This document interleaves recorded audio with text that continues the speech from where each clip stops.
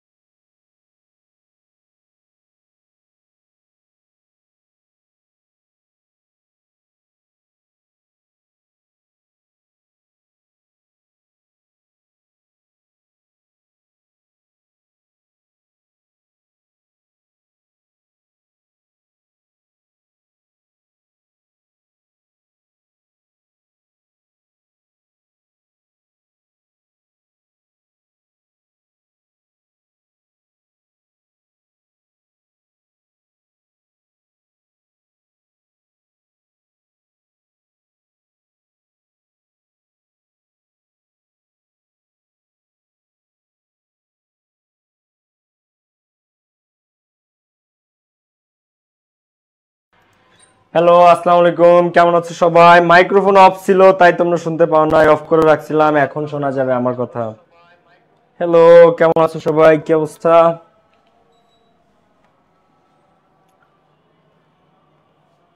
কে কে নাজমুল লিখেছো? ভাই কেমন আছে? নাজমুল, আব্দুল কাদের, সৈকত, রূপকথা জান্নাত, আশিকুর রহমান, সোহাগ অর্ডিনারি, আব্দুল কুদ্দুস। বেশি কি দেন? এসিতে শীত লাগাই দিবানি কিন্তু ভালো দিয়ে। অর্পিতা কি অবস্থা? ইশরাত জাহান রুমি, সোহাগ অর্ডিনারি, আহমেদ কালাম, বলো কি অবস্থা তোমাদের? লামিয়া, মাহি ভুয়া, মাহি কেমন আছো? জান্নাত, আসসালামু আলাইকুম ভাইয়া। ওয়ালাইকুম আসসালাম।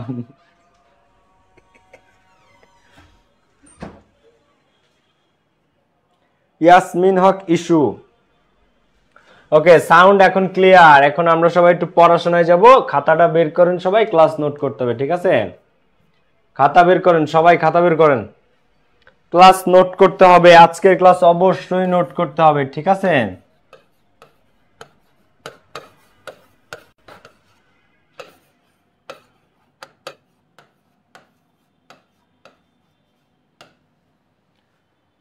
গাইস, ক্লাস নোট করতে হবে, খাতা বের করো সবাই। ওকে, আমরা এখন শুরু করব। ওকে, নো মোর লেট। চ্যাট বক্সটা একটু অফ করে দিই যাতে ক্লাসে তোমাদের মনোযোগ থাকে। কেমন ভাইয়া পুরা? ওকে, তোমাদের মনোযোগের জন্য এই সিদ্ধান্ত। হুম, দেখো, টেন্স একবারে বেসিক থেকে প্রত্যেকটা জিনিস শেখাবো, এর চেয়ে সহজ টেন্স হয় না। তোমার কাছে মনে হয় যে ভাই এই টেন্স নিয়ে কি আমি এতদিন বুঝতাম না, আজকে এই ক্লাস করার পরে এমন মনে হবে। এখন দেখো টেন্স জিনিসটা কি, তবে আমার অনুরোধ থাকবে ক্লাসটা তোমরা নোট করো, ঠিক আছে? পরবর্তীতে এই নোটটা রিভিশন দিলে হয়ে যাবে। ক্লাসে তোমরা নোটটা নিও, কারণ পরবর্তীতে এই নোটটা পড়লেই তোমার পুরো ক্লাসটা রিভিশন হয়ে যাবে, ঠিক আছে? এখন আসো, টেন্স মানে হচ্ছে একটা ক্রিয়া সংগঠিত হওয়ার সময়। কোনো একটা কাজ, আমি একটু বেসিক থেকে বলবো 2 মিনিট, এরপরে আমি আবার চলে যাব। কোনো কাজ, কোনো একটা কাজ, যেটাকে কাজকে আবার ক্রিয়াও বলা হয়। কোনো কাজ সংগঠিত হওয়ার সময় মানে একটা কাজ কখন হয়েছে, কোনো একটা কাজ কখন হয়েছে, কোনো একটা কাজ সংগঠিত হওয়ার সময়, ঠিক আছে? কোনো একটা কাজ সংগঠিত হওয়ার সময়। এখন তুমি একটা কাজ, তুমি যাই কর, পৃথিবীতে কিছু জিনিস আলটিমেট থাকে, যেমন সূর্য পূর্ব দিকে ওঠে, এখন পর্যন্ত পশ্চিম দিকে ওঠে নাই।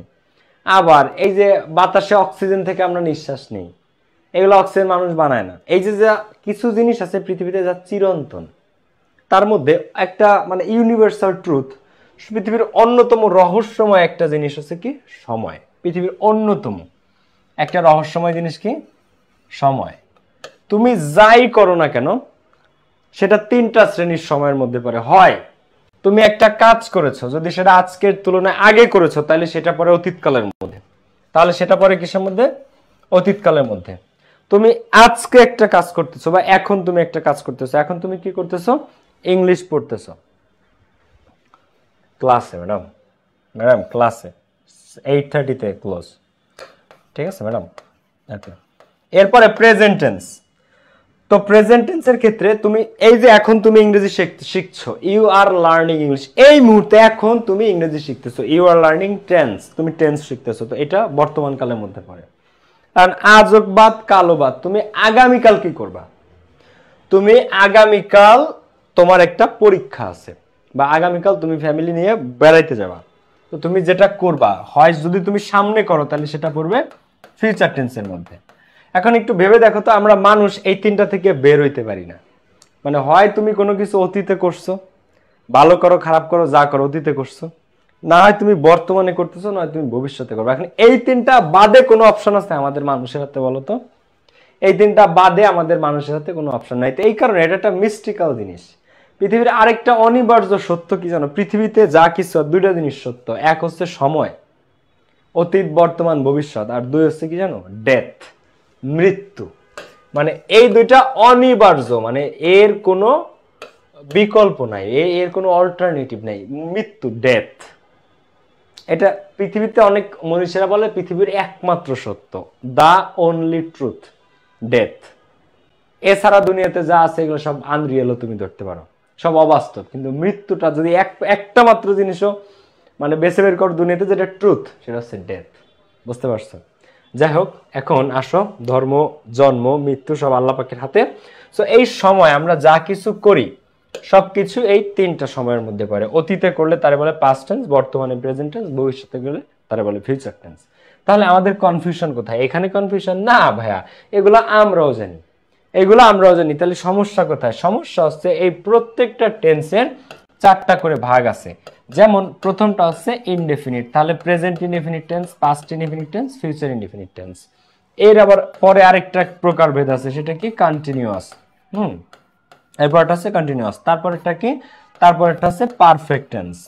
আচ্ছা, তাহলে present indefinite, present continuous, present perfect, তারপরটা কি? Perfect continuous. হ্যাঁ, তাহলে দেখো প্রত্যেকটা টেন্সের আবার এই 4টা ভাগ আছে। ভাইয়া এটাও আমরা জানি, ভাই এইটাও আমরা জানি, তাহলে আমরা জানি নাকি? ভুলটা কোথায়? দেখো খেয়াল করো, কিন্তু টেন্স 3 প্রকার, প্রেজেন্ট, পাস্ট, ফিউচার তোমরা জানো। প্রত্যেকটা টেন্সের প্রকার ভেদ আছে 4 প্রকার করে, সেটাও তোমরা জানো। তাহলে জানো নাকি? জানো আছে এদের স্ট্রাকচার, এদের মধ্যে কি আছে সেটা তুমি জানো নাকি? তুমি জানো না হচ্ছে এর মধ্যে কি আছে, সেই জিনিসটা হচ্ছে তুমি জানো না, আর বাদ বাকি সবকিছুই তুমি জানো। তাহলে একটা জিনিস এখন খেয়াল করো, এখন আমাদের জানতে হবে কি বলতো? এই indefinite, present indefinite, past indefinite, future indefinite, present continuous, past continuous, future continuous, present perfect, past perfect, future perfect, present perfect continuous, past perfect continuous, future perfect continuous. এই প্রত্যেকটা 12টা টেন্স। হ্যাঁ, এই 3 প্রকার টেন্স 4টা করে ভাগ, তাহলে টোটাল মোট 12 প্রকারের টেন্স। প্রত্যেকটা টেন্স 4টা করে ভাগ, তো 3 টেন্স 4 করে ভাগ হলে 12 প্রকার হয় টোটাল। তো এই 12টার স্ট্রাকচার আমাদের একদম ঠুটস্থ থাকতে হবে, এবং এর মধ্যে থেকে 2টা জায়গা থেকে ডিইউতে কোশ্চেন আসে। কয়টা? 2টা। আর এই সেম 2টা জায়গা থেকে প্রশ্ন আসে মেডিকেলে। কিসে আসে? মেডিকেল আছে। এই কারণে আমরা প্রত্যেকটা টেন্স একবারে খুব সুন্দরভাবে দেখবো, এবং কোন 2টা থেকে ডিইউতে আর মেডিকেলে কোশ্চেন আসে সেটা আমি একদম ক্লিয়ার বলে দেবো। ডাবিতে আর মেডিকেলে টেন্স ছাড়া কোনো বছর প্রশ্ন হয় না, টেন্স থেকে থাকবে, এবং কোন টেন্স সেটা আমি একদম ক্লিয়ার বলে দেবো। এখন আসো, এই যে ইনডিফিনিট কন্টিনিউয়াস, এটা বুঝো না এমন তো কেউ নাই, তাই না? কিন্তু এই কথা যদি তোমরা বলো যে ভাই আমি এই সব বুঝি, আমি টেন্স সব পারি, আমি টেন্স সব বুঝি ভাইয়া, তাও আমি তোমাদের কথা বিশ্বাস করব না। কেন করব না? কারণ তোমাদেরকে যদি আমি বলতে বলি 12টা টেন্স প্রপারলি, তোমরা খুব কম লোকই পারবা। এখন আসো, এই জিনিসটা একটু খেয়াল করো, জাস্ট বেসিক খেয়াল করো। হ্যাঁ, indefinite tense, continuous tense, perfect tense, perfect continuous tense. তো প্রথমে আমরা কি শিখবো? ইনডিফিনিট। তারপরে আমরা কি শিখবো? কন্টিনিউয়াস। তারপরে পারফেক্ট, তারপরে পারফেক্ট কন্টিনিউয়াস। তাহলে চলো আমরা প্রথমে ইনডিফিনিটে চলে যাই। তো আমার পড়ানোর ধরনটা একটু টেন্স আলাদা। মনে করো ইনডিফিনিট, তাহলে 3টা ইনডিফিনিট আছে। একটা হচ্ছে প্রেজেন্ট ইনডিফিনিট, একটা হচ্ছে পাস্ট ইনডিফিনিট, আর একটা হচ্ছে ফিউচার ইনডিফিনিট। এখন আমি একটু পার্থক্য দেখব যে প্রেজেন্ট ইনডিফিনিটের সাথে পাস্ট ইনডিফিনিটের সাথে ফিউচার ইনডিফিনিটের পার্থক্য কোথায়। একেবারে টেন্স এর চেয়ে সহজ কিছু নাই। দেখো, প্রেজেন্ট ইনডিফিনিটে থাকে হচ্ছে সাবজেক্ট, একটা ভার্বের ভিওন অবজেক্ট। পাস্ট ইনডিফিনিটেও কি সাবজেক্ট থাকে, ফিউচার ইনডিফিনিটেও সাবজেক্ট থাকে। আবার প্রেজেন্ট ইনডিফিনিটে অবজেক্ট আছে, পাস্ট ইনডিফিনিটে অবজেক্ট আছে, ফিউচার ইনডিফিনিটে অবজেক্ট আছে। তাহলে প্রেজেন্ট ইনডিফিনিট, পাস্ট ইনডিফিনিট আর ফিউচার ইনডিফিনিটের মধ্যে পার্থক্যটা কোথায়? দেখো তো, এর মধ্যে পার্থক্যটা কোথায়? প্রেজেন্ট ইনডিফিনিটেও সাবজেক্ট আছে, অবজেক্ট আছে, পাস্ট ইনডিফিনিটেও সাবজেক্ট আছে, অবজেক্ট আছে, ফিউচার ইনডিফিনিটেও সাবজেক্ট আছে, অবজেক্ট আছে। তাহলে প্রেজেন্ট ইনডিফিনিট, পাস্ট ইনডিফিনিট আর ফিউচার ইনডিফিনিট এর মধ্যে পার্থক্য কোথায়? কোথায় পার্থক্য? শুধুমাত্র ভার্বে। একটা টেন্সের থেকে আরেকটা পার্থক্য টেন্সের কিসে হয়? ভার্বে হয়। প্রেজেন্ট ইনডিফিনিট মানে ভার্বের V1। জাস্ট এই জিনিসটা মনে রাখবা আজকে থেকে। আচ্ছা, এই যে প্রত্যেকটা সেন্টেন্সের শুরুতে সাবজেক্ট থাকে, লাস্টে অবজেক্ট থাকে, এইটা তুমি ইন্টারমিডিয়েট সেকেন্ড ইয়ারে পড়ো, ফার্স্ট ইয়ারে পড়ো, অ্যাডমিশন দিবা, ভার্সিটিতে যাবা, ক্লাস 9, 10, 5, 6, 7, এটা কে না জানে যে সেন্টেন্সের বা টেন্সের শুরুতে সাবজেক্ট থাকে, লাস্টে অবজেক্ট থাকে? এটা জানে না এমন কেউ আছে? না। তাহলে তোমরা যখন টেন্সের রুল পড়ো, প্রত্যেকের কি এইভাবে পড়ার দরকার আছে? সাবজেক্ট প্লাস ভার্বের V1 প্লাস অবজেক্ট, এইভাবে পড়ার কোনো দরকার আছে? না। প্রথমে সাবজেক্ট, তারপরে ভার্বের V1, তারপরে অবজেক্ট, এইভাবে পড়ার দরকার আছে? না। তাহলে কিভাবে পড়তে হবে? শুধু ভার্বের ফর্মটা মনে রাখতে হবে। শুধু কি মনে রাখতে হবে? শুধু ভার্বের ফর্মটা, যে V1। কারণ তুমি তো জানো আল্লাহর দুনিয়ায় সব সেন্টেন্সের শুরুতে সাবজেক্ট থাকে, লাস্টে অবজেক্ট থাকে। তো তোমার সাবজেক্ট, ভার্বের V1 অবজেক্ট, পাস্ট ইনডিফিনিট মানে সাবজেক্ট, ভার্বের V2 অবজেক্ট, ফিউচার ইনডিফিনিট মানে সাবজেক্ট, শ্যাল বি প্লাস ভার্বের V1 প্লাস অবজেক্ট, এইভাবে পড়ার কোনো দরকার নেই। তুমি শুধু কি মনে রাখবা? ভার্বের ফর্মটা। কি মনে রাখবা? শুধু ভার্বের ফর্মটা। তাহলে প্রেজেন্ট ইনডিফিনিটকে রিপ্রেজেন্ট করে কে? ভার্বের V1। সাবজেক্ট না, সাবজেক্ট না, সাবজেক্ট না, অবজেক্ট না, অবজেক্ট না, অবজেক্ট না, কেউ না, সাবজেক্টও না, অবজেক্টও না, এরা কেউ টেন্সকে রিপ্রেজেন্ট করে না। টেন্সকে রিপ্রেজেন্ট করে ভার্ব। টেন্সের খেলাটাই মূলত ভার্ব, টেন্সের পরিচয় মূলত ভার্ব, টেন্সের ন্যাশনাল ফ্ল্যাগই ভার্ব। ভার্ব যদি V1 হয় তখন তাকে বলা হয় প্রেজেন্ট ইনডিফিনিট টেন্স। ভার্ব যদি V2 হয় তখন তাকে বলা হয় পাস্ট ইনডিফিনিট টেন্স। তো এখানে রকেট সায়েন্সের কি আছে টেন্সের ক্ষেত্রে বলো?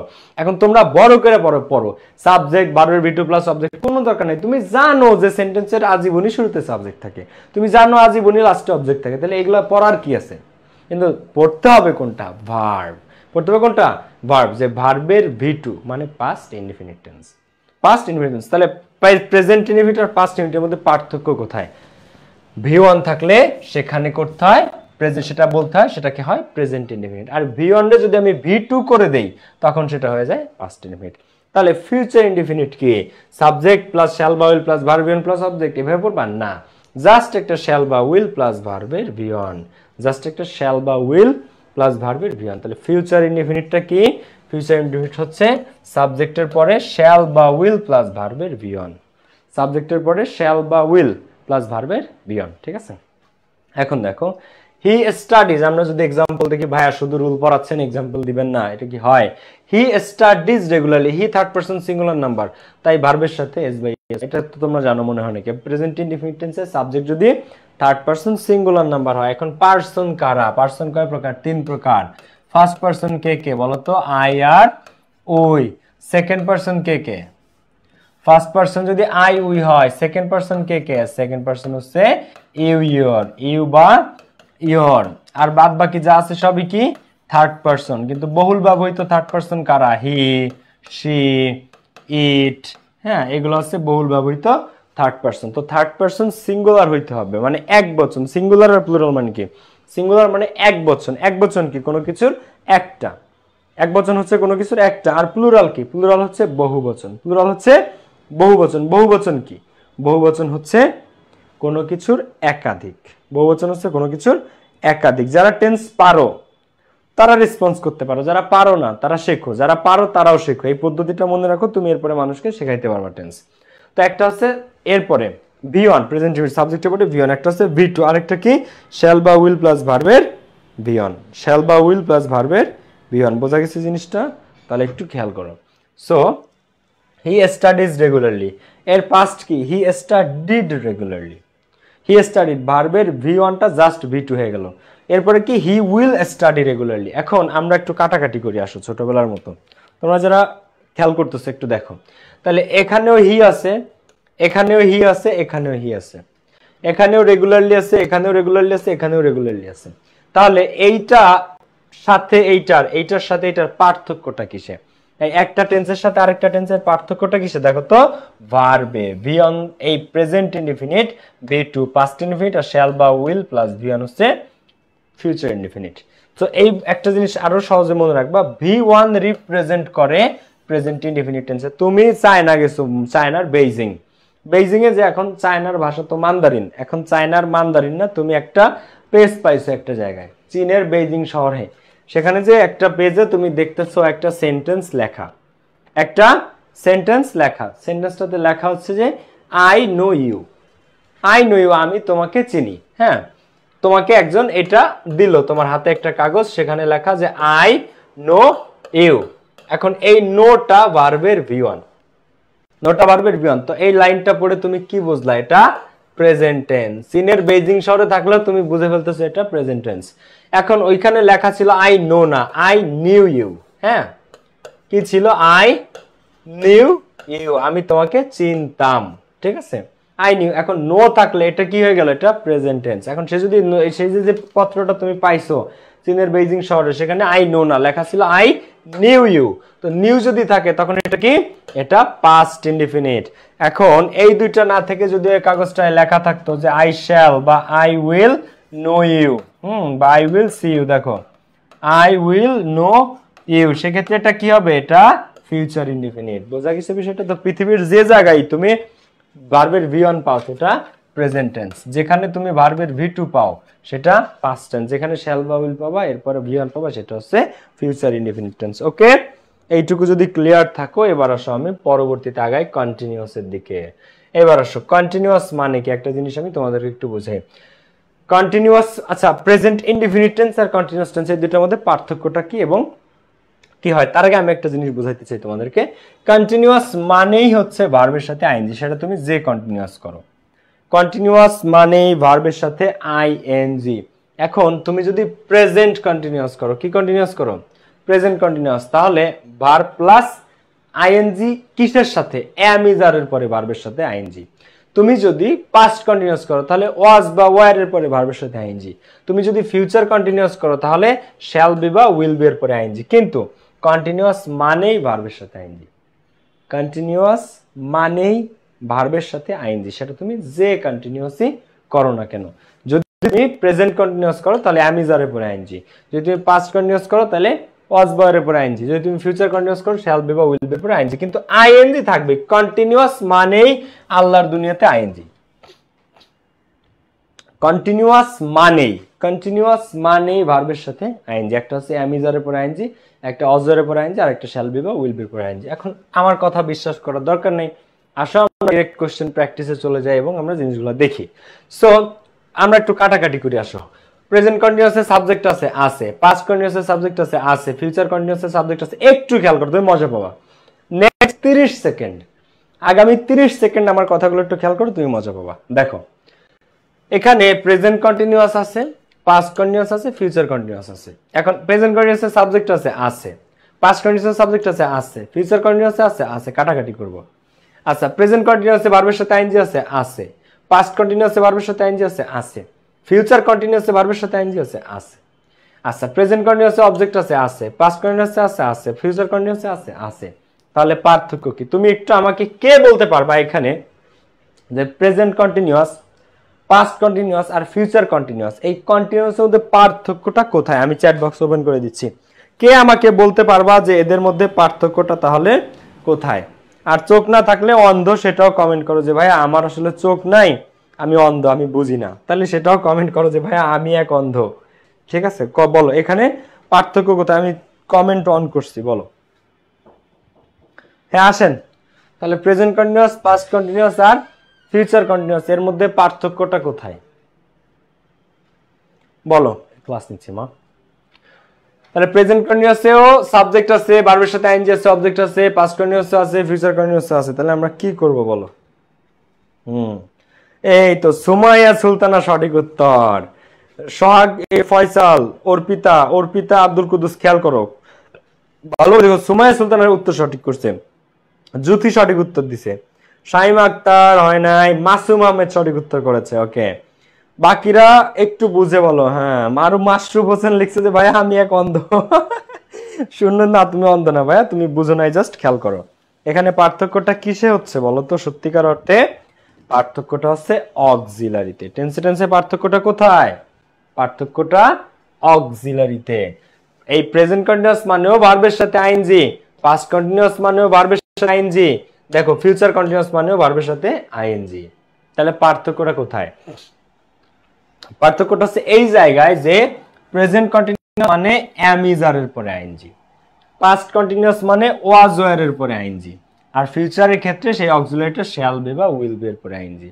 আর কোনো পার্থক্য নাই। তো তোমাদের উত্তর হওয়াটা উচিত ছিল যে পার্থক্য ভার্বে বলছো তোমরা, কিন্তু ভার্বে না, উত্তরটা হওয়া উচিত ছিল অক্সিলারিতে। টেন্সে পার্থক্য কিসে হয়?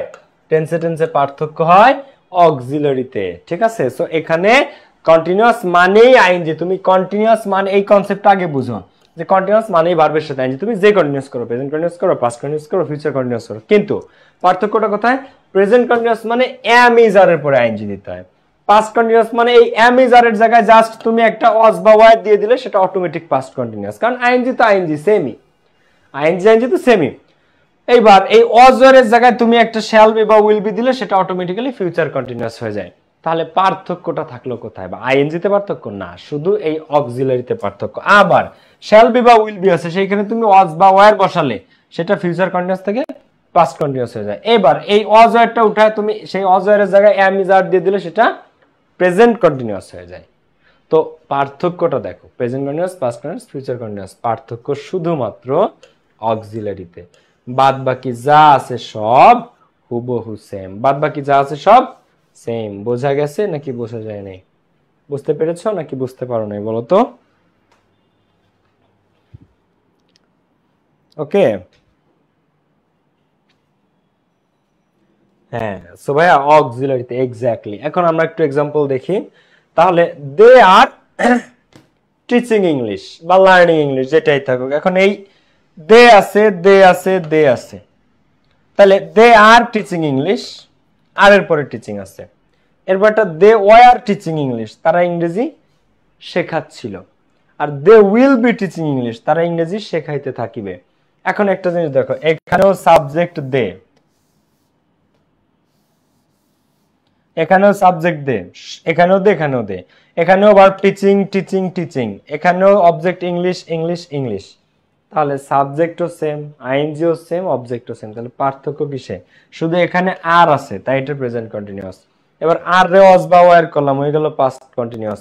এই ওয়াজ ওয়ার শ্যাল বি বা উইল বি দিলাম, হয়ে গেল ফিউচার কন্টিনিউয়াস। এবার বলো তো কন্টিনিউয়াস টেন্স যখন যদি তোমাকে বলে তাহলে তুমি পারবা কি পারবা না? একটা জিনিস খেয়াল করো, ঠিক আছে, একটা জিনিস খেয়াল করো, সেটা হচ্ছে যে প্রেজেন্ট কন্টিনিউয়াস, পাস্ট কন্টিনিউয়াস আর ফিউচার কন্টিনিউয়াস, এদের এই কন্টিনিউয়াস মানেই ভার্বের সাথে আইএনজি। এই জিনিসটা আগে মাথায় ঢুকাও। তোমার সাথে আমার মনে করো ফ্রান্সের প্যারিসে যে দেখা হয়েছে, আমি আইফেল টাওয়ারের সামনে ঘুরতেছি, তখন দেখি তুমি তোমার গার্লফ্রেন্ড নিয়ে আইফেল টাওয়ারের নিচে দাঁড়ানো। আমি জিজ্ঞেস করলাম তুই কি টেন্সের ক্লাসে ছিলি তোমার গার্লফ্রেন্ডের সামনে? তুমি বলো জি ভাই আমি আপনার টেন্সের ক্লাসে ছিলাম। তাহলে আমি তোমারে বলবো যে পাস্ট কন্টিনিউয়াস টেন্সের স্ট্রাকচারটা বলো। এখন আমি কি বলছি? Past continuous. এখন তোমার শোনার সাথে সাথে মাথায় আসা উচিত কন্টিনিউয়াস মানে ভার্বের সাথে আইএনজি। কন্টিনিউয়াস মানে কি ভার্বের সাথে আইএনজি। তাহলে যখন তুমি রাস্তাঘাটে, ঢাকায়, ইসলামাবাদে, দিল্লিতে, প্যারিসে, মিলানে, যেখানে থাকো, নিউ ইয়র্কে, ওয়াশিংটন ডিসিতে, যেখানেই থাকো না কেন, একটা জিনিস মনে রাখতে হবে কন্টিনিউয়াস মানেই ভার্বের সাথে আইএনজি। এখন আমি তোমার প্রশ্ন করছি কি পাস্ট কন্টিনিউয়াস, তো তোমার মাথায় আসবে আচ্ছা পাস্ট কন্টিনিউয়াস, কন্টিনিউয়াস মানে ভার্বের সাথে আইএনজি, আর পাস্ট মানে অজয়। পাস্ট মানে কি অজয়, তাহলে অজয়ের পরে ভার্বের সাথে আইএনজি। সাবজেক্ট যে নিতে হয় সব টেন্সে এত তুমি জানো, অবজেক্ট নিতে হয় সব টেন্সে এটাও তুমি জানো। সাবজেক্ট অবজেক্ট তো মুখস্থ করার কিছু না, সাবজেক্ট অবজেক্ট তো মুখস্থ করার কিছু না, তুমি মুখস্থ রাখবা কি শুধু অক্সিলারিটা। তুমি জানো কন্টিনিউয়াস মানেই ভার্বের সাথে আইএনজি, সেটা যে কন্টিনিউয়াস হোক, পাস্ট কন্টিনিউয়াস হলেও ভার্বের সাথে আইএনজি, শুধু মনে রাখবা অক্সিলারিটা। ফিউচার কন্টিনিউয়াস মানেও ভার্বের সাথে আইএনজি, শুধু মনে রাখবা অক্সিলারিটা। ক্লিয়ার? আমি যদি তোমাকে বলি যে তুমি ফিউচার কন্টিনিউয়াসটা বলো, ফিউচারের সাথে কি বলছি? কন্টিনিউয়াস। কন্টিনিউয়াস মানে আইএনজি, ফিউচার মানে শ্যাল বি বা উইল বি, তাহলে শ্যাল বি বা উইল বির পরে আইএনজি, আগে সাবজেক্ট লাস্টে অবজেক্ট, এটা পৃথিবীর সবাই জানে। ক্লিয়ার? দেখো তো এটা কি বোঝা গেছে না বোঝা যায় নাই? ভাইয়া শ্যাল কখন বসে আর উইল কখন বসে? সুন্দর প্রশ্ন ভাইয়া। আমি দেখলাম আপনি আমাদের ভাবির সাথে গেছেন প্যারিসে। না রে ভাই, ভাবির আর কপাল নাই আমার, বুঝছো? ওকে, এখন আমরা একটু শ্যাল আর উইলের মধ্যে পার্থক্যটা দেখবো। সুন্দর প্রশ্ন যে ভাইয়া শ্যাল কোথায় বসে আর উইল কোথায় বসে? একমাত্র আই আর উইয়ের পরে শ্যাল বসে। কোথায়? I R we. আর পৃথিবীর বাদ বাকি সব, আর কি পৃথিবীর সব কিছুর পরে উইল বসে। হ্যাঁ দেখো উইল শব্দটা ইউনিভার্সাল। উইল পৃথিবীর যাবতীয় সবকিছুর ক্ষেত্রে বসতে পারে। উইল পৃথিবীতে যাবতীয় সবকিছুর ক্ষেত্রে বসতে পারে, তবে এই আই আর উই এর পরে শ্যাল দিলে বেটার হয় আর কি, একটু মোর অ্যাপ্রোপ্রিয়েট। কিন্তু তুমি প্রশ্ন করো যে ভাইয়া আই উই এর পরে শ্যাল দেওয়া যায়, পৃথিবীর সবকিছুর পরে উইল দেওয়া যায়, এখন আমি যদি পরীক্ষাতে আই আর উই এর পরে শ্যাল না দিয়ে উইল দিই, আমার কি ভুল হবে? না। এই উইল ইউনিভার্সাল। ইউনিভার্সাল মানে কি সার্বজনীন। এই উইলটা সার্বজনীন, পৃথিবীর সব কিছুর পরে উইল বসে। তুমি আই আর উই এর পরেও শ্যাল না দিয়ে উইল দিতে পারবা, কারেক্ট। উইল সার্বজনীন, ইউনিভার্সাল, যেটা কি বলে ইউনিভার্সাল, সার্বজনীন, সবকিছুর পরে বসে। এখন তাহলে ভাই শ্যাল বাদ দিলেই তো ইংরেজিতে, হ্যাঁ শ্যাল বাদ দেওয়া যায় ইংরেজিতে, কিন্তু শ্যালের একটু সুবিধা হচ্ছে আই আর উই এর পরে যদি তুমি শ্যাল দাও তাহলে স্যার ভাববে যে তুমি একটু 2-4 অক্ষর ইংরেজি জানো। যদি স্যার জেনে থাকে যে আই আর উই এর পরে শ্যাল মোর অ্যাপ্রোপ্রিয়েট, এখন অনেক স্যার জানে না যে শ্যাল আর উইলের মধ্যে পার্থক্য কি, তো সেক্ষেত্রে দেখা যাচ্ছে স্যারের কাছে কোনো ম্যাটার করে না। বাট যখন তুমি ঢাকা ইউনিভার্সিটি পরীক্ষা দিতে যাবে বা বিভিন্ন কম্পিটিটিভ এক্সামসে চাকরি পরীক্ষায়, তখন আই আর উই এর পরে যদি তুমি শ্যাল দাও তখন এটা মোর অ্যাপ্রোপ্রিয়েট, এটা মাচ মোর অ্যাপ্রোপ্রিয়েট, ঠিক আছে? তবে সবকিছুর পরে উইল বসে, আই উই এর পরে উইল দিতে পারো তুমি। ক্লিয়ার? এই হচ্ছে শ্যাল আর উইলের মধ্যে পার্থক্য। সো এরপরে আসো আমরা যদি কন্টিনিউয়াসটা একটু খেয়াল করি, তো দে আর টিচিং ইংলিশ। এখন এই আর এর জায়গায়, এই এম ইজ আর এর জায়গায় জাস্ট একটা অজয় দিয়ে দিলাম, দে ওয়ার টিচিং ইংলিশ। আর এই অজয়ের জায়গায় একটা শ্যাল বি বা উইল বি দিয়ে দিলাম, they will be teaching English. তাহলে present continuous, past continuous, future continuous, তিনটাই হয়ে গেল। বুঝতে গেছে? এটা একেবারে সহজ জিনিস। এবার আসো আমরা কিসে যাব? পারফেক্টে। এটা ক্লিয়ার? এখন আমি একটু ক্লিয়ার করে যাই যে প্রেজেন্ট টেন্স আর মানে প্রেজেন্ট ইনডিফিনিট, কন্টিনিউয়াস, এদের মধ্যে পার্থক্যটা কি। প্রেজেন্ট ইনডিফিনিট বা পাস্ট ইনডিফিনিট বা ফিউচার ইনডিফিনিট এরা হচ্ছে সাধারণ, সাধারণ কোনো ঘটনাকে বোঝায় যা নিয়মিত ঘটে, সাধারণ বা নিত্যদিনে ঘটে। হ্যাঁ সাধারণ বা কি বা নিত্যদিনে ঘটে, নিত্যদিনে, সচরাচর কি সচরাচর যা হয়ে থাকে সেটাকে বলা হয় ইনডেফিনিট। কি? ইনডেফিনিট। আচ্ছা, আর কোন একটা কাজ চলমান, কোন একটা কাজ চলমান, কন্টিনিউয়াস বুঝে না বাংলাদেশে বা পৃথিবীতে এমন কেউ নাই। কন্টিনিউয়াস মানে কি? কোন একটা কাজ চলমান। এখন আমি কি করতেছি?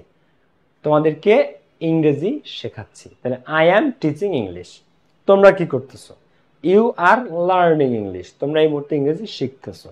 আবার অনেকে you are commenting on Facebook. তোমরা শেখা না, তোমরা কেউ কেউ আছো শুধু কমেন্ট করতেছো ফেসবুকে। তো এটা একটা কাজ, করতে থাকো, সমস্যা নাই। সো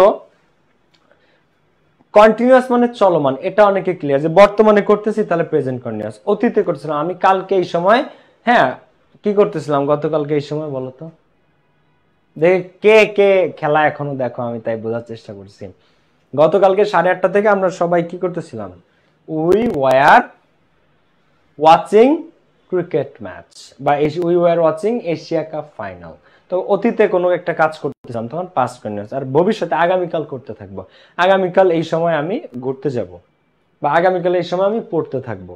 ঠিক আছে? তো I shall be studying at this moment, আমি আগামীকাল এই মুহূর্তে আমি পড়তে থাকবো। সো একটা কাজ চলমান মানে একটা কাজ চলতে থাকবে, চলিতেছে, হইতেছে, হইতেছিল অথবা হইতে থাকবে। এটা হচ্ছে কন্টিনিউয়াস, যে আমি এখন পড়াচ্ছি চলমান এরকম। কিন্তু সচরাচর সাধারণ বা নিত্যদিন বলতে কি বোঝায়? এখন আমি ভাত খাই, আর বিষয়টা এমন না যে জীবনে আজকে প্রথম ভাত খাইছি বা খাবো, এরকম না। এখন আমি ভাতকে প্রতিদিনই খাই। তাই যে প্রতিদিন, নিত্য নৈমিত্তিক, নিত্য নৈমিত্তিক, এইগুলাই বলা হয় প্রেজেন্ট বা পাস্ট বা ফিউচার ইনডিফিনিট টেন্স। আর বর্তমানে কোনো কাজ হলে এটা বর্তমানে।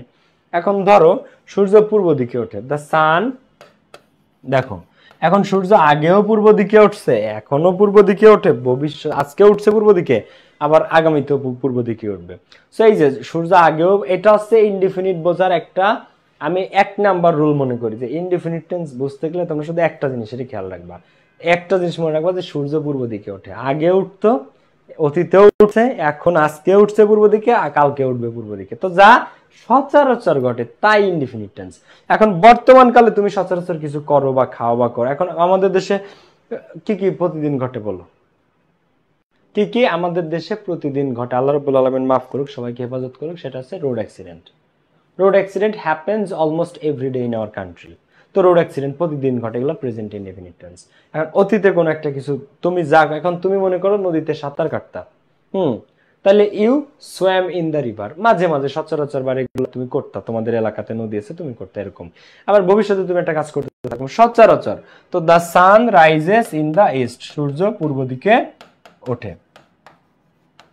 হ্যাঁ, সো এই সচরাচর যখন কোন একটা কাজ হওয়া বুঝায়, ঘটা বুঝায়, সেটাকে বলে প্রেজেন্ট ইনডিফিনিট টেন্স। আর যখন কোন একটা কাজ চলতেছে এই মুহূর্তে, তাহলে এটাকে বলা হয় কন্টিনিউয়াস টেন্স। অতীতে চললে পাস্ট কন্টিনিউয়াস, ভবিষ্যতে চলতে থাকবে ফিউচার কন্টিনিউয়াস। এবার আসো আমরা যাব আমাদের পরবর্তী টেন্স, যেটা হচ্ছে পারফেক্ট টেন্সে। যেটা কি? যেটা হচ্ছে পারফেক্ট টেন্স। এখন পারফেক্ট মানে কি? পারফেক্ট মানে V3। পারফেক্ট মানে কি? পারফেক্ট মানে V3। ভাইয়া V3টা কি আসলে? V3টা কি? V3 কে বলা হয় পাস্ট পার্টিসিপল, বা পাস্ট পার্টিসিপল কে বলা হয় V3। হ্যাঁ, পাস্ট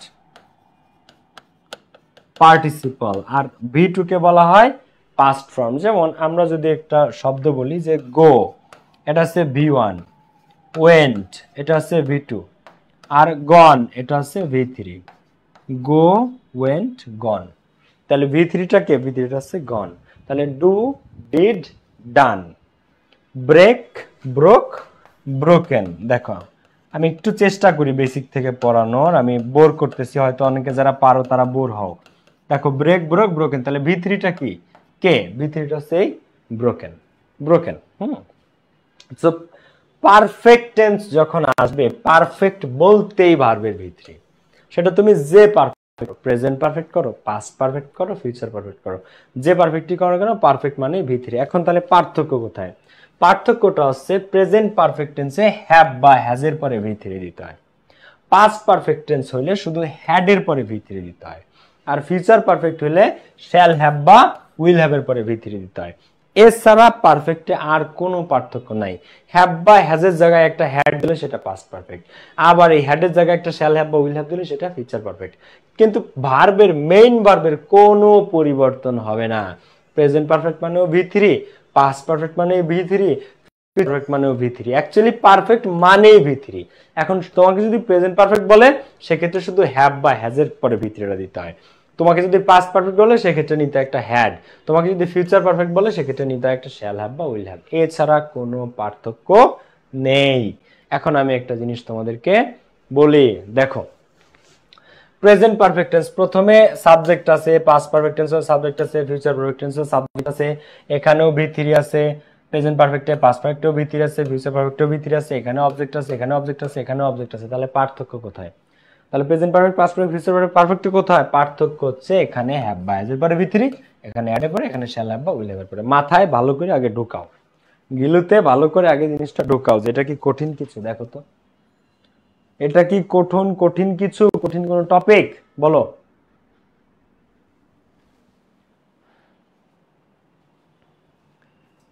জিনিসটা কি বোঝা গেছে?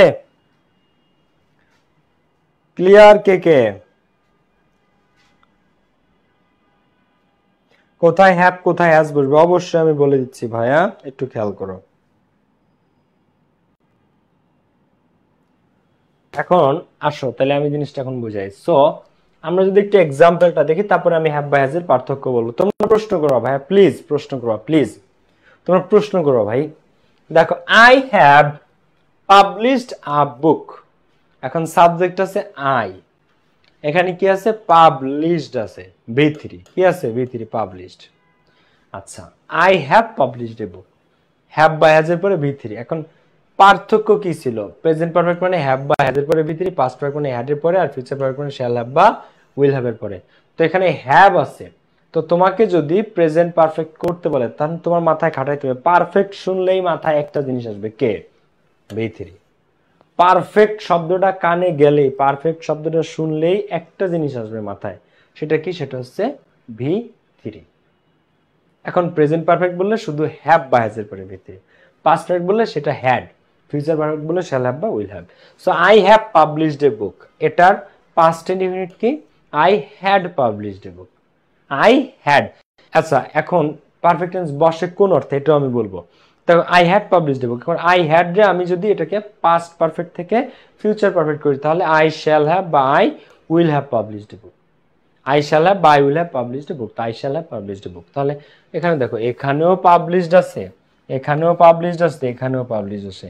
পাস্ট পারফেক্ট মানেই V3, ফিউচার পারফেক্ট যে কোনো পারফেক্ট, প্রেজেন্ট পারফেক্ট বলো সব পারফেক্ট, পারফেক্ট মানেই V3। পার্থক্যটা শুধু অক্সিলারিতে, একটা হলো হ্যাভ বা হ্যাজ, আর একটা হলো হ্যাড, আর একটা হলো শ্যাল হ্যাভ বা উইল হ্যাভ। এখন কোশ্চেন হচ্ছে যে ভাইয়া এই হ্যাভ বা হ্যাজ কখন কোথায় কোনটা বসে, কখন কোথায় কোনটা বসে আমি একটু তোমাদেরকে বলে দিই। দেখো আই, ওই, ইউ, দে এবং পৃথিবীর যে কোনো কিছু প্লুরাল, এবং যে কোনো প্লুরাল নাউন বা প্রোনাউনের পরে বসে হ্যাভ। কি বসে? হ্যাভ। আচ্ছা হি, সে, ইট কোনো ব্যক্তি বস্তু স্থানের নেম, আর পৃথিবীতে যা কিছু আছে সিঙ্গুলার, পৃথিবীতে যা কিছু আছে সিঙ্গুলার, সবকিছুর পরে বসে হ্যাজ। এটা একটু নোট নিয়ে রাখতে পারো, এটা একটু সবাই নোট নিয়ে রাখতে পারো যে এখানে কি হবে। তাহলে আই, উই, ইউ, দে এবং পৃথিবীতে যা কিছু আছে প্লুরাল, তারপরে হ্যাভ। যেমন I have, we have, you have, they have. তো তোমরা যখন বলো যে they has done the work, তখন মিজাজটা কিন্তু স্যার খুব খারাপ করবে, যে দের পরে তো কোনোদিন হ্যাজ হয় না, দের পরে কি বসে? হ্যাভ বসে। আবার অনেকে দেয় যে he have, she have, it have, এই হি হ্যাভ হয় না, he has, she has, it has। ঠিক আছে? কোন ব্যক্তির নাম Rahim has, Karim has, Raihan has, Nirob has. ঠিক আছে? আবার কোনো কিছু সিঙ্গুলার, রাঙ্গামাটি হ্যাজ। হ্যাঁ রাঙ্গামাটি, খাগড়াছড়ি, বান্দরবন এগুলো আমাদের পার্বত্য জেলা, যদি এখন অনেক সমস্যা চলতেছে পার্বত্য অঞ্চলে। যাই হোক, তো জিনিসটা কি বোঝা গেছে যে কোথায় কি দিতে হবে?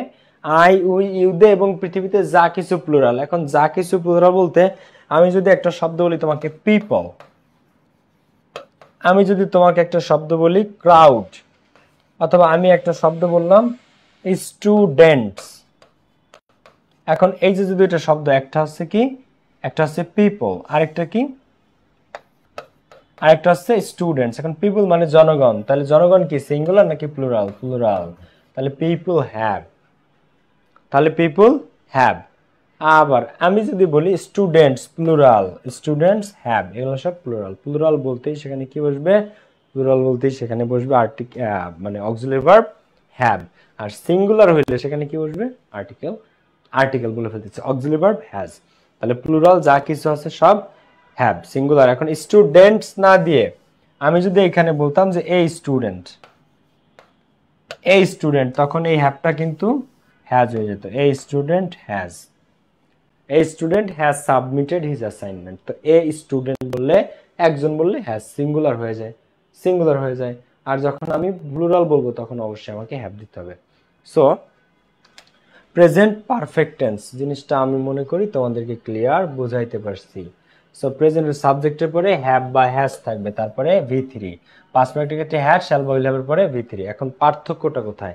যে ভাইয়া ইনডিফিনিট টেন্স মানে যা কিছু সচরাচর ঘটে, সূর্য পূর্ব দিকে আগে উঠতো, আজকে উঠছে, কালকে উঠবে, এটা হচ্ছে ইনডিফিনিট টেন্স। ভাইয়া কোনো কিছু চলমান থাকলে তারা বলে কন্টিনিউয়াস টেন্স। তাহলে ভাই পারফেক্ট টেন্স জিনিসটা আসলে কি, বা এটা বাংলাতে কোন অর্থে ব্যবহৃত হয়, বা পারফেক্ট টেন্স আসলে কাজটা কি?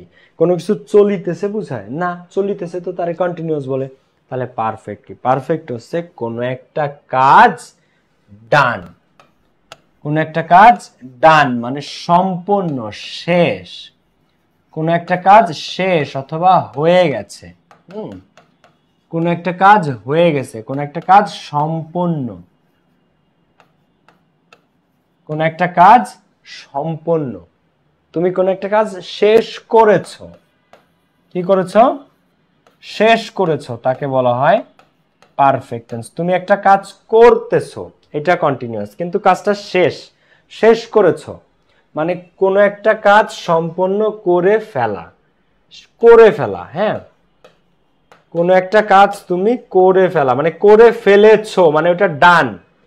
হ্যাঁ, কোনো একটা কাজ তুমি করে ফেলেছো মানে ওটা তোমার করা ডান, তাকে বলা হয় পারফেক্ট টেন্স। কি বলা হয়? Perfect tense. যেমন আমি একটা বই প্রকাশ করেছি মানে করা ডান, বই প্রকাশ করা ডান, তো I have published a book, published a book. আচ্ছা, আমি একটা বই পাবলিশ করেছিলাম, তো I had published a book, মানে ওই সময়ের মধ্যে আমার ওই কাজটা করা ডান, ওই সময়ের মধ্যে আমার। আচ্ছা, I shall have published a book. হ্যাঁ, মনে করো I shall have published a book in January 2026, January 2026 অথবা ফেব্রুয়ারি বইমেলার সময় আমি একটা বই পাবলিশ করে থাকিব। আমাদের দেশে ফেব্রুয়ারি মাসে একটা জঘন্য বইমেলা হয়, ঠিক আছে? কত নাটক হয় যে এই একটা দেশের বইমেলায়। So I shall have published a book in February 2006, এর মানে হচ্ছে 2026 এর ফেব্রুয়ারির মধ্যে আমি একটা বই পাবলিশ করে থাকিব। থাকিব বলতে কি, ওই বইটা পাবলিশ করা আমার ডান হয়ে যাবে। এখন আমি বললাম যে 21শে ফেব্রুয়ারি, আমি বললাম কি যে 21শে ফেব্রুয়ারিতে, আমি তার মানে 21শে ফেব্রুয়ারিতে আমার বইটা লেখা ডান হয়ে থাকবে, মানে ডান হয়ে যাবে আমার। তো এই কোন একটা কাজ ডান মানে শেষ বা হয়ে গেছে, ওটা সম্পূর্ণ, ওটা শেষ করেছি, করে ফেলেছি, করছি না বা করে ফেলতেছি না, করে ফেলেছি, ডান। ইন্ডিয়া এশিয়া কাপ জিতে গেছে, গেছে। তো India has won the Asia cup final, বা India has won the match. Clear? So এই হচ্ছে পার্থক্যটা, যে একটা কাজ হয়ে গেছে, ডান, সেই ক্ষেত্রে পারফেক্ট টেন্স ব্যবহৃত। ওকে, সো পারফেক্ট টেন্স মানে কি? পারফেক্ট মানেই মূল ভার্বের ভিতরে। কে কে বুঝছো একটু কমেন্টে জানাও তো। Indefinite continuous perfect, India has won the match. আচ্ছা, আমার একটা কুকুর আছে, এটার ইংরেজি কি?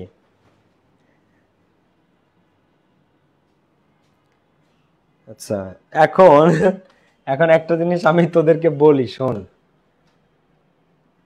মনে কর ঢাকা বিশ্ববিদ্যালয়ে ট্রান্সলেশনে আসছে, হ্যাঁ, যে আমার একটা গরু আছে, আমার একটা গরু আছে, এটা ঢাকা বিশ্ববিদ্যালয়ে ট্রান্সলেশনে আসছে। এখন এটার ইংরেজি কি? অপশন এ,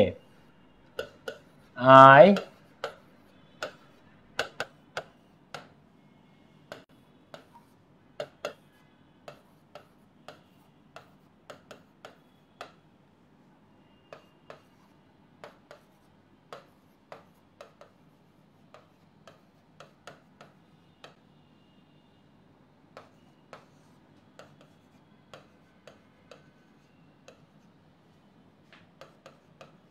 এখন এখানে অ্যান্সার কোনটা বল? আমার একটা গরু আছে।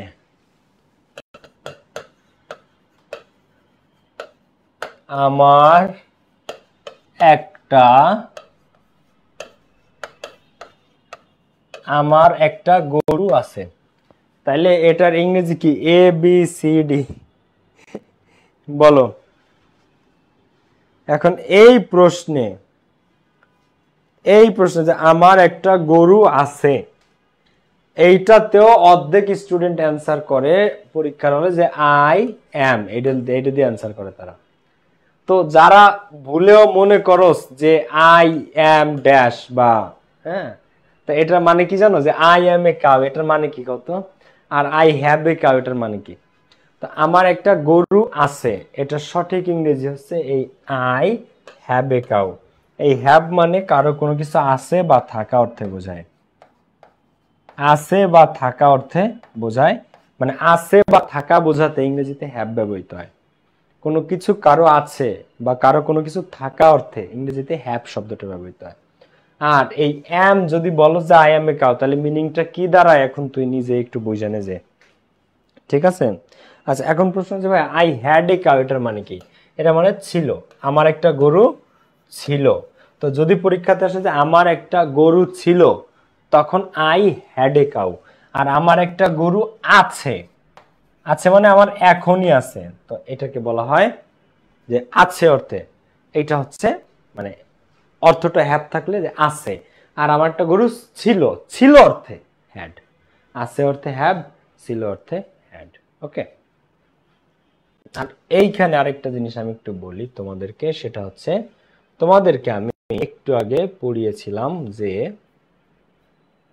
দেখো পড়িয়েছিলাম যে V1 থাকলে প্রেজেন্ট ইনডিফিনিট টেন্স আর V2 থাকলে পাস্ট ইনডিফিনিট টেন্স। তাহলে আমি যদি দুইটা সেন্টেন্স লিখি যে আই হ্যাভ এ কাউ আর আই হ্যাড এ কাউ, একটু মাথা কাটায় খেয়াল করো। তাহলে এখন আরেকটা জিনিস তোমাদেরকে আমি বলি, হ্যাভ একটা ভার্ব। হ্যাভকে তোমরা অক্সিলারি ভার্ব হিসেবে চিনলেও হ্যাভ কিন্তু একটা মেইন ভার্ব। হ্যাভ মানে থাকা, হ্যাভ মানে আছে, হ্যাভ মানে খাওয়া, তিনটাই বোঝায়। তো এই হ্যাভ হচ্ছে ভার্বের V1, এর V2 কে, এর V2 হচ্ছে হ্যাড, V2 কে, V2 হচ্ছে হ্যাড। আবার এর V3 কে, V3 হচ্ছে হ্যাড। এখন এই have, had, had, V1 V2 V3।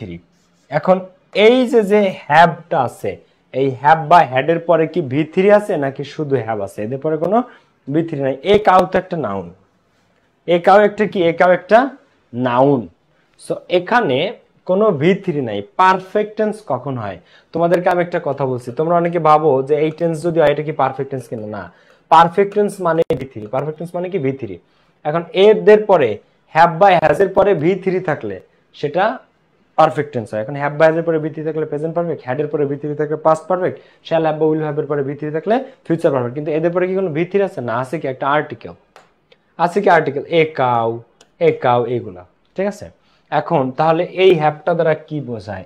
এই হ্যাভটা হচ্ছে এই যে V1, সেই V1টা। এই হ্যাভটা হচ্ছে এই V1টা। আর এই হ্যাডটাকে, এই হ্যাডটা হচ্ছে এই V2টা। তাহলে যদি পরীক্ষাতে আসে যে আই হ্যাভ এ কাউ, এটা কোন টেন্স? এটা কোন টেন্স? এই যদি পরীক্ষাতে আসে তাহলে এটা কোন টেন্স হবে বলো তো? এই V1, এই হ্যাভ হচ্ছে V1, V1 মানে কাকে বোঝায়? প্রেজেন্ট ইনডেফিনিট টেন্সকে। তাহলে আই হ্যাভ এ কাউ, এটা প্রেজেন্ট ইনডেফিনিট। আর আই হ্যাড এ কাউ, এটা কি? আই হ্যাড এ কাউ, এটা পাস্ট ইনডেফিনিট। কারণ পাস্ট ইনডেফিনিট মানে কি? ভার্বের V2, V2 কে? Had. I had a cow, I had a cow. এখন এইগুলা পারফেক্ট কখন হইতো? আই হ্যাড এ কাউ, এটা পাস্ট ইনডিফিনিট। এটা কি? এটা পাস্ট ইনডিফিনিট। এগুলো পারফেক্ট কখন হতো? যদি তুমি এরকম দিতা যে I have bought a cow, আমি একটা গরু কিনেছি। মনে করো একটা ভার্ব আছে, V3 আছে, I have bought a cow, তখন এই বটটা হচ্ছে V3। তুমি দিলা যে I had bought a cow, আমি একটা গরু কিনেছিলাম, তখন এই বটটা হচ্ছে V3। I have bought a cow, আমি একটা গরু কিনেছি, আর I had bought a cow, আমি একটা গরু কিনেছিলাম। হ্যাভ বা হ্যাজ বা হ্যাড, এদের পরে V3 থাকলে তখন সেটা পারফেক্ট টেন্সে যাবে। হ্যাভ বা হ্যাজের পরে V3 থাকলে পারফেক্ট, হ্যাডের পরে V3 থাকলে পাস্ট পারফেক্ট, ঠিক আছে? আর শ্যাল হ্যাভ বা উইল হ্যাভের পরে থাকলে ফিউচার পারফেক্ট টেন্স। ক্লিয়ার? অনেকে বুঝছো এগুলো, আমি জানি, তারপরও দেখানো আমার দায়িত্ব। তো শুধু হ্যাভ বা হ্যাড থাকলে বা হ্যাজ থাকলে সেটাকে বলা হয় প্রেজেন্ট ইনডেফিনিট টেন্স। আর হ্যাভ বা হ্যাজ বা হ্যাডের পরে যদি V3 থাকে তখন তাকে বলা হয় পারফেক্ট টেন্স। যেমন আই হ্যাভ এ বুক, না, আই হ্যাভ এ বুক এটা প্রেজেন্ট ইনডেফিনিট, কিন্তু I have published a book, এই হ্যাভের পরে V3 আছে, এটা কি? এটা present perfect. I have a book এটা প্রেজেন্ট ইনডেফিনিট। দেখো আই হ্যাভ এ বুক এটা প্রেজেন্ট ইনডেফিনিট, কিন্তু I have published a book এখানে আছে পাবলিশ, এটা V3, তাহলে এটা প্রেজেন্ট পারফেক্ট। আচ্ছা আই হ্যাড এ বুক আমার একটা বই ছিল, আর আই হ্যাড পাবলিশড এ বুক আমি একটা বই পাবলিশ করেছিলাম, যখন এই V3 আসবে হ্যাডের পরে তখন এগুলো সব perfect tense. So present perfect মানে হ্যাভ বা হ্যাজ এর পরে V3, পাস্ট পারফেক্ট মানে হ্যাড এর পরে V3, আর ফিউচার পারফেক্ট মানে শ্যাল হ্যাভ বা উইল হ্যাভ এর পরে V3। তো পারফেক্ট মানেই V3। আর এটা বসে কোন অর্থে? কোন একটা কাজ ডান বা সম্পন্ন, সেই অর্থে। আচ্ছা এবার আসো ভাইয়া আমরা পরেরটাতে আগাবো, সেটা হচ্ছে কি এবার যে টেন্স থেকে ভাই পরীক্ষাতে প্রশ্ন আসে। এখন আসো মূল কথা, যারা এখন পর্যন্ত ক্লাস না করে বেরোয় গেছে তাদের চেয়ে দুর্ভাগা আর কেউ নাই। আমি এখন পরীক্ষাতে যেটা আসে মেডিকেল আর ডিউতে সেটা দেখাবো।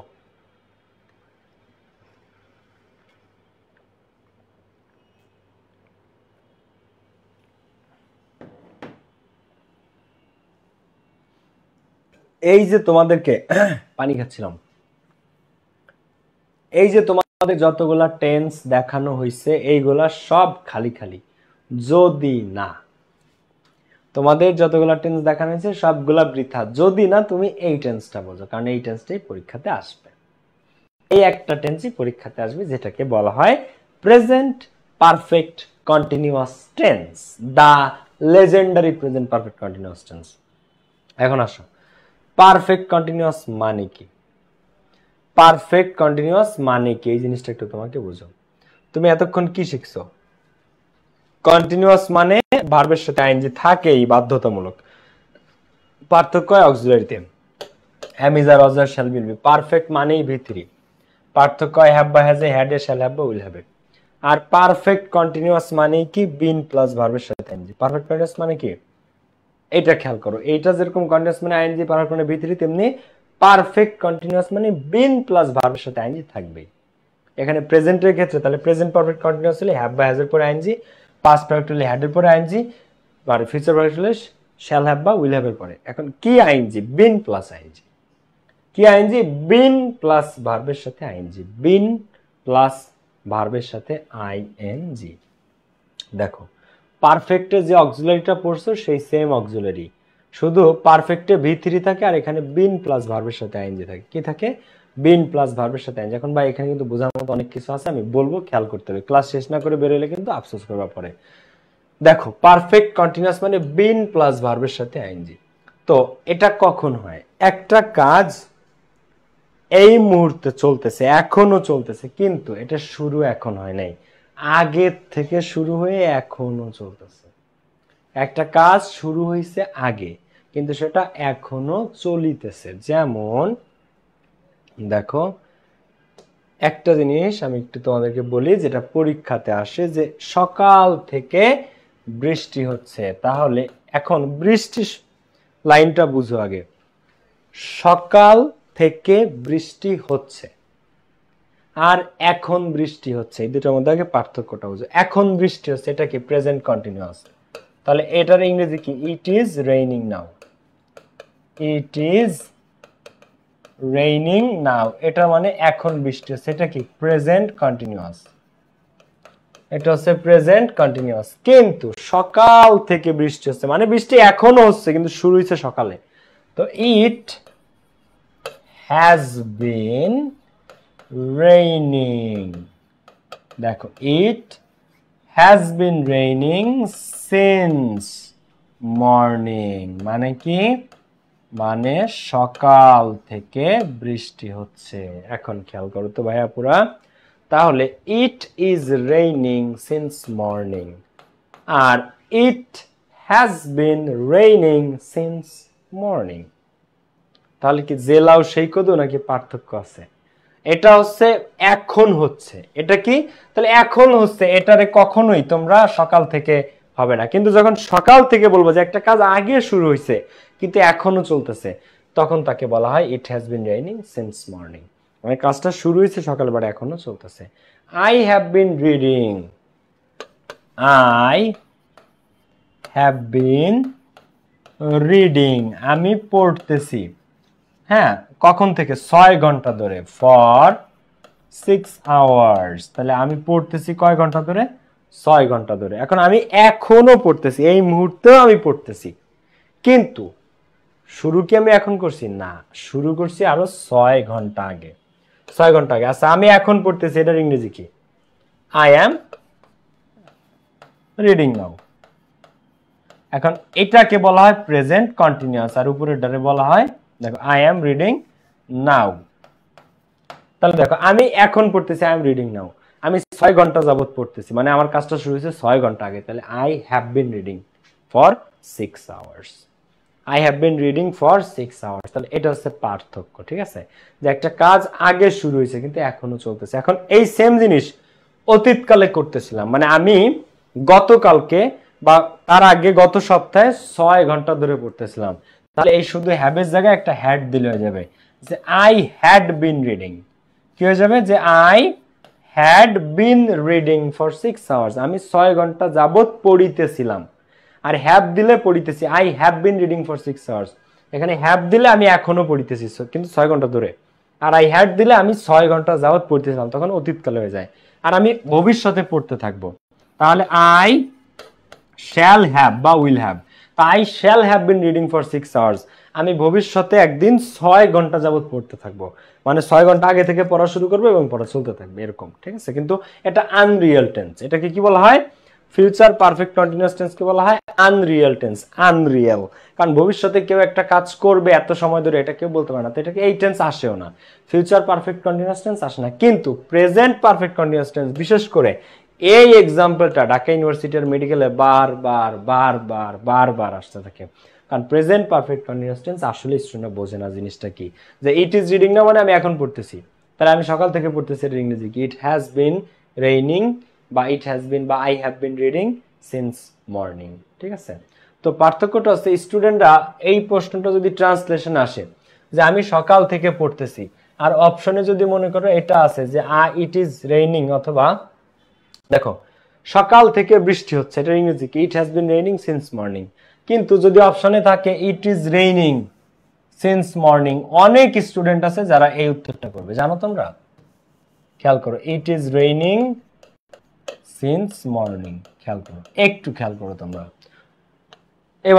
এবার আমার কথা তোমরা বলো, মনে করো এই যে সকাল থেকে বৃষ্টি হচ্ছে, এটা ট্রান্সলেশন কি? অপশনে দুইটাই আছে, অপশন এ আর বি। সকাল থেকে বৃষ্টি হচ্ছে, এটা হচ্ছে অপশন এ, আর এরপরটা হচ্ছে অপশন বি।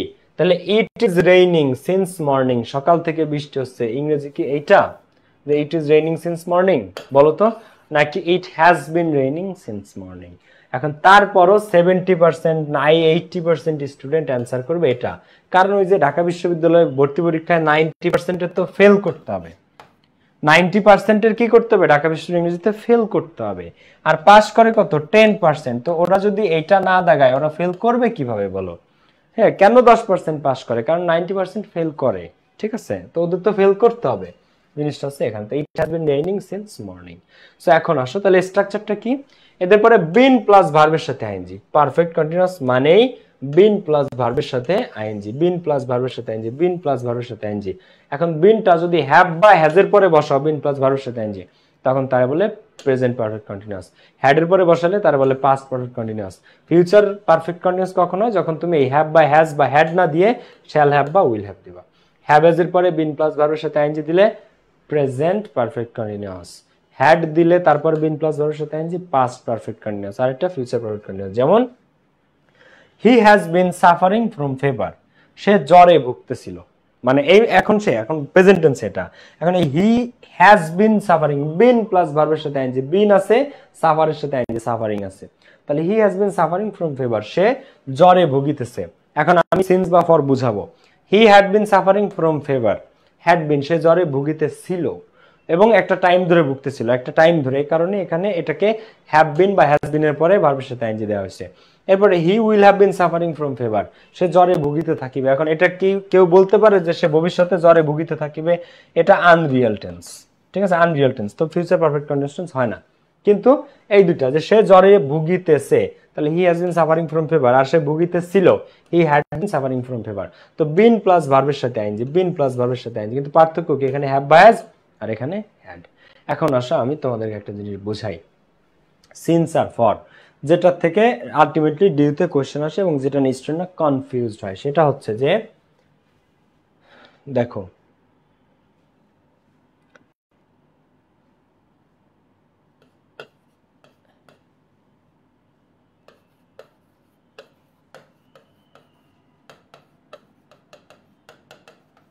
যে উদাহরণটা বারবার আসে সেটা দিয়ে বুঝাই।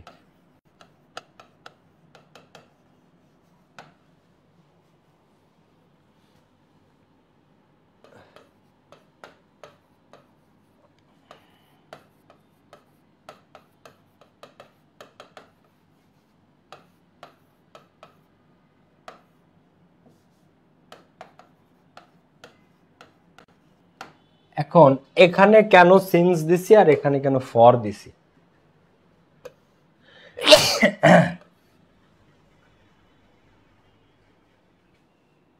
এখানে কেন সিন্স দিছি আর এখানে কেন ফর দিয়েছি, একটু যদি আমরা সবাই খেয়াল করি। দেখো সিন্স বসে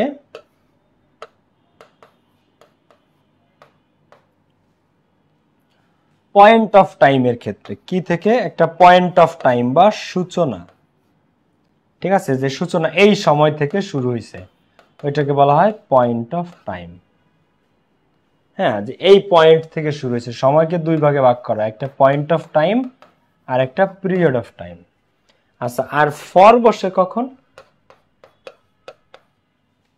পরিমাণ বুঝাইতে, অ্যামাউন্ট। কি বুঝাইতে ভাইয়া? পরিমাণ বুঝাইতে। ব্র্যাকেটে দিয়ে ফেলো যে সংখ্যাবাচক, তুমি সংখ্যা এটাকে রূপান্তর করতে পারো পরিমাণ বুঝাইতে। এটা কি? অ্যামাউন্ট অফ টাইম বা পিরিয়ড অফ টাইম। হ্যাঁ, পিরিয়ড বা অ্যামাউন্ট অফ টাইম।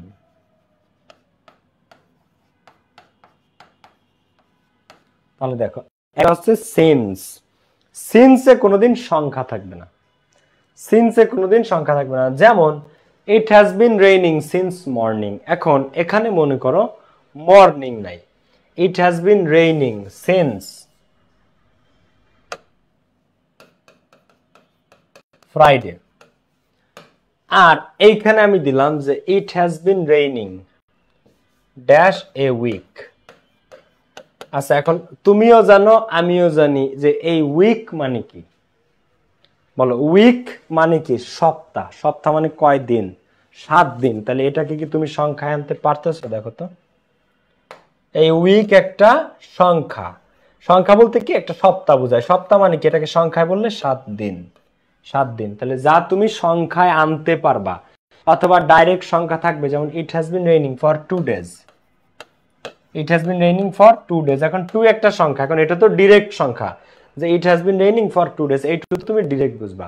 আর একটা হচ্ছে it has been raining for a week, a week এক সপ্তাহ মানে কি? 7 দিন। এক সপ্তাহ মানে 7 দিন। সো এই হচ্ছে বিষয়টা। এখন it has been raining since Friday, শুক্রবার থেকে বৃষ্টি হচ্ছে। আর it has been raining for a week, এখন ফ্রাইডে এটা কি কোনো সংখ্যা? না, এটা দিনের নাম। মানে এই দিন থেকে সূচনা হয়েছে বা শুরু হয়েছে, এখানে দিতে হয় সেন্স।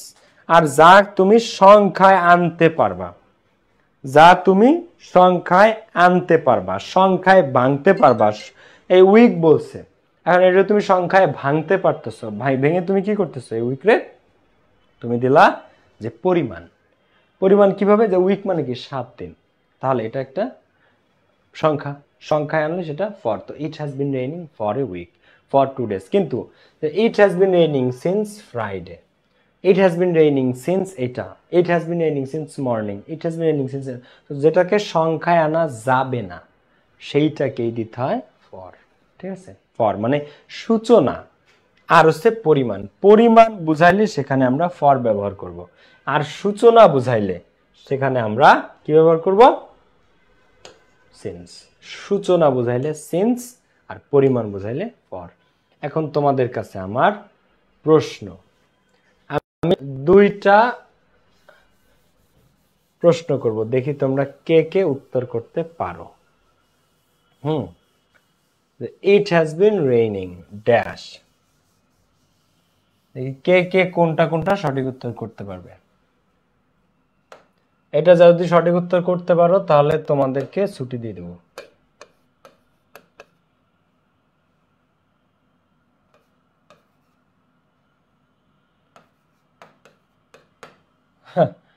করো তো, it has been raining,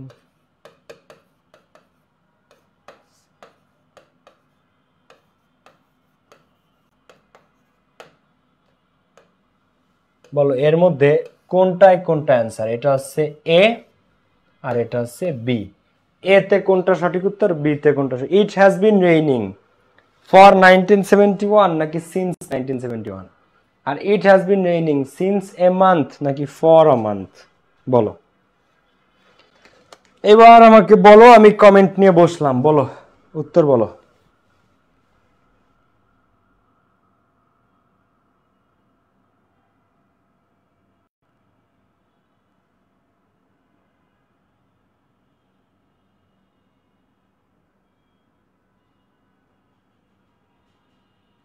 ফার্স্টটাই since, পরেরটাই ফর। এ নাম্বার আছে, অনেকে কমেন্ট করতেছো, আরেকজন কমেন্ট করছে ভাই ফার্স্টেরটাই সিন্স পরের, আচ্ছা আরেকজন লিখেছো সব, তাসনিম লিখছে প্রথমটাই ফর পরেরটাই সিন্স, তিশা লিখছে প্রথমটাই সিন্স পরেরটাই ফর, ইস্টারজান রুমি প্রথমটাই সিন্স পরেরটা ফর,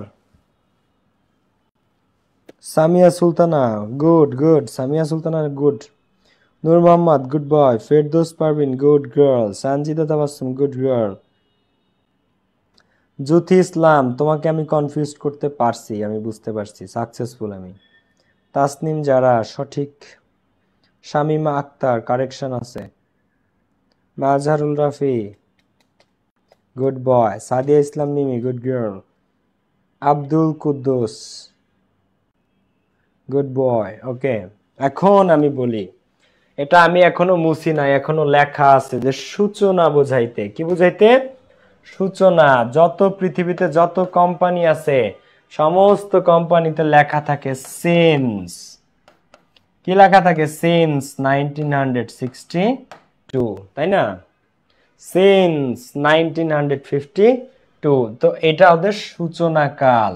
তো সূচনা বোঝাইতে যে এখনো লেখা আছে, আমি এখনো কাটি নাই, সূচনা বোঝাইতে সেখানে কি ব্যবহার করতে বলছি? সিন্স।